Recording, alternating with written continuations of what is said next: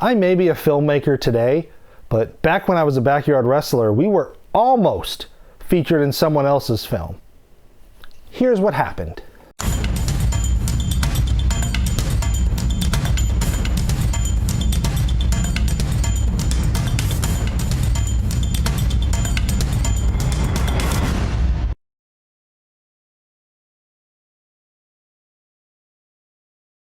In April of 2005, I was contacted through the CCW website by a producer with Zazao Productions in New York.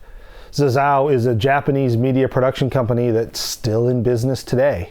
They were working on a documentary about former Japanese wrestler Shoji Sakaguchi and wanted to feature backyard wrestling in the documentary to help showcase how much wrestling is enjoyed in the United States.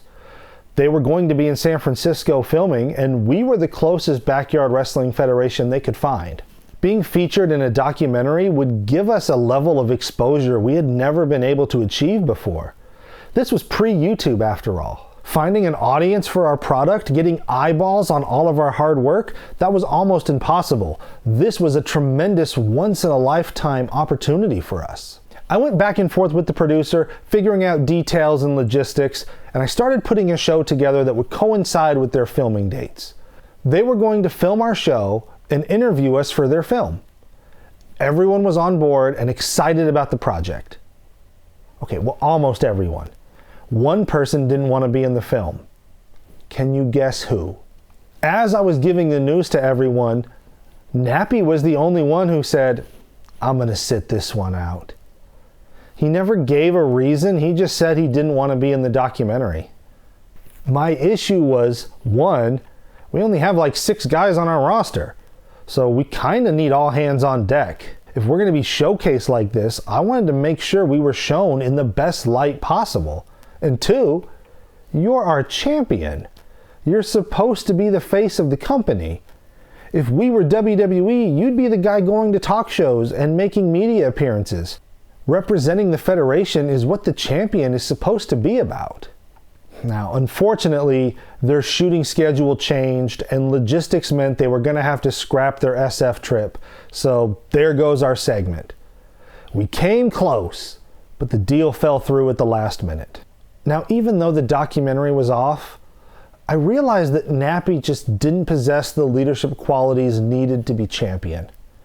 And so at our next show, I took the belt off of him and had him drop it back to Evan, since I felt Evan was a much better representation of what a champion should be. I'm aware we weren't WWE. I know we weren't getting paid for any of this, and it was just supposed to be for fun. But we did take this seriously, and we were very selective of who became champion, as we didn't want to devalue any of the hard work and dedication all of us had put into our product. On my phone. The underground title is the only thing that matters to me.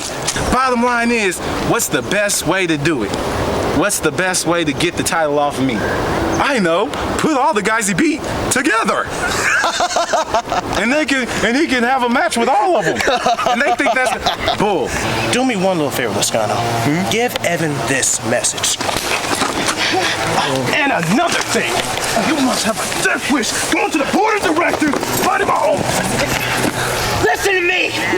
You came on my show and you spit on my face! Damn it! This is the dynasty you are fucking with! Now, you could argue that we took things too seriously, but we were determined to be successful and create something we could be proud of. It took a while, but 20 years later, we're still talking about those memories, and we still cherish the moments we created. Nappy just got boomed through the table! Oh my God! It was the champion's responsibility to carry the torch and keep the flame lit for all of us. If you can't do that, you need to pass it to someone who can.